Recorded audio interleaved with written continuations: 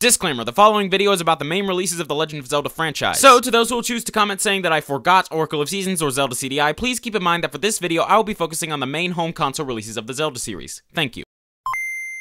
Hello and welcome to another episode of A Brief History. Today's episode, The Legend of Zelda. Ready, set, go! February 21st, 2000... Nope.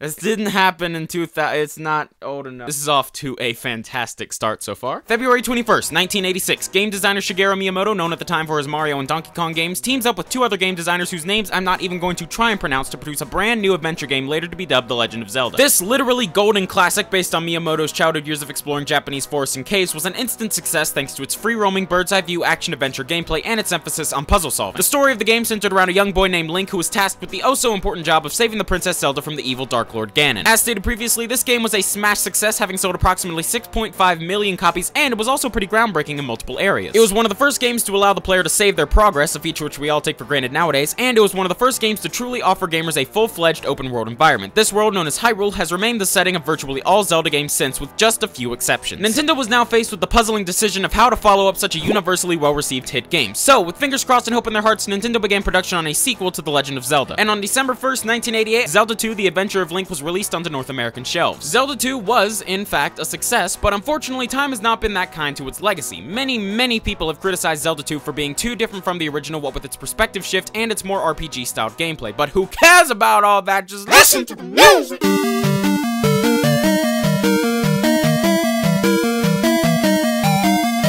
Aw, sweet music! Okay, yeah, I'm actually getting choked by the headphones now. Okay. Adventure of Link was the final Zelda game to be released for the original NES, and it was not until 1992 that the world was given a new Zelda title. This third installment to the Zelda franchise was called The Legend of Zelda: A Link to the Past, and was the only Zelda game to be released for the Super Nintendo. A Link to the Past took the template of the original Zelda and refined every single aspect of it to near perfection. In fact, series co-creator Shigeru Miyamoto views A Link to the Past as the true sequel to the original Zelda. Following the success of A Link to the Past, the world went through a bit of a Zelda drought, not seeing another true entrance to the series until 1998, and by that time, gamers had already shifted away from consoles like the NES and the Super Nintendo and moved on to the first ever 3D Nintendo console that wasn't the Virtual Boy, the Nintendo 64. We don't talk about that Virtual Boy no more.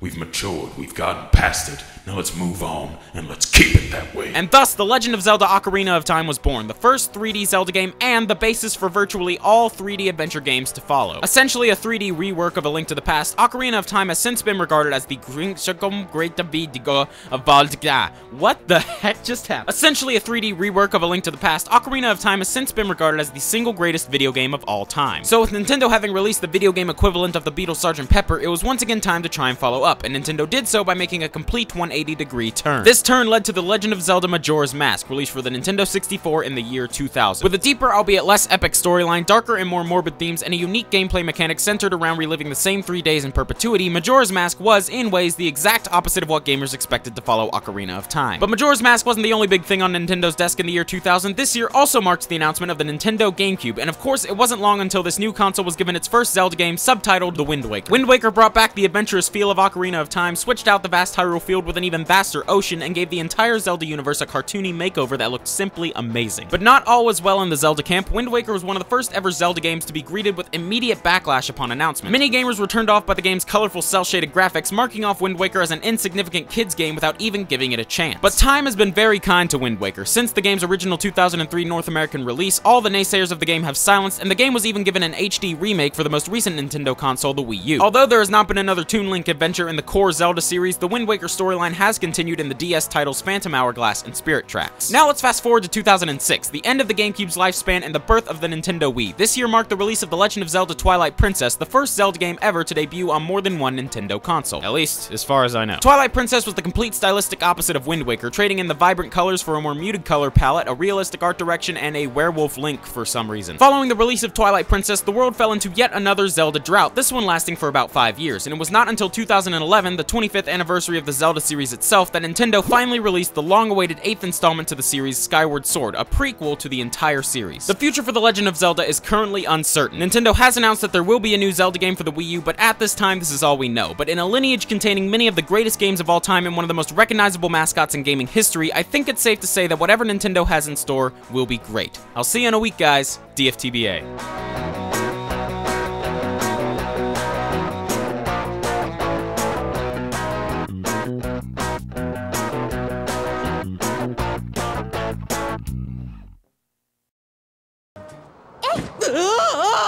So, with Nintendo having released the video game equivalent of the Beatles Dr. Pepple, it was one to get time to try and follow up, and so the 180-degree turn. The turn led to the legend of the bath, related to the 2000, with a deeper and louder be about the last epic storyline, the darker about the more bitter themes, and the unique gameplay mechanics centered around the reliving the same 3 days in perpetuity.